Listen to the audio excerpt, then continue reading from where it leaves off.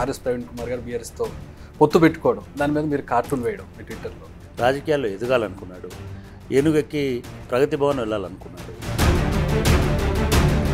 కేసీఆర్ని అపరచాణక్యుడు, రాజకీయంగా ఉద్దండు అంటారు, మీరు దగ్గర నుంచి చూశారు కదా. ఎందుకండి ఇప్పుడు ఇంకో ఫస్ట్ అనౌన్స్ చేసిన క్యాండిడేట్ ఎవరు అని ఇప్పుడు నేను పోటీ చేయను. గెలిచిన రేవంత్ రెడ్డి గురించి చెప్పండి. అంటే ఆయన అదొక ఫెనామినా కాదా సార్? 100% తెలంగాణ ఎన్నికలు రేవంత్ రెడ్డి కృషి అనేటువంటిది ఖచ్చితంగా ఉందని చెప్పుకోవడంలో.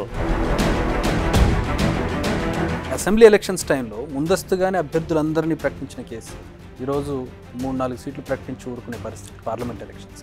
ఎందుకు అట్లా బ్లాంకెట్గా నీకు పెద్దపల్లి కావాలా కోరుకో, నీకు వరంగల్ కావాలా కోరుకో, నీకు నార్కర్ణం, ఇదే పుట్నాలా మీరు అమ్ముతున్నది? హరేక్ మాల్ ఏది తీసుకుంటావో తీసుకో అని చెప్పడం ఏంది? కేసీఆర్ అసెంబ్లీకి రాకపోతే ప్రతిపక్ష నాయకుడు అయ్యి రేవంత్ రెడ్డి గారే వచ్చి మిమ్మల్ని దగ్గరికి వచ్చి కూర్చోబెట్టేవాడు. నీ ముఖం చూడను అని అనుకుంటే చెప్పలేము. మొదటిసారి తెలంగాణ ముఖ్యమంత్రి హోదాలో రేవంత్ రెడ్డి గారు వెళ్ళి ప్రధాని హోదాలో ఉన్న మోదీని రిసీవ్ చేసుకున్నారు.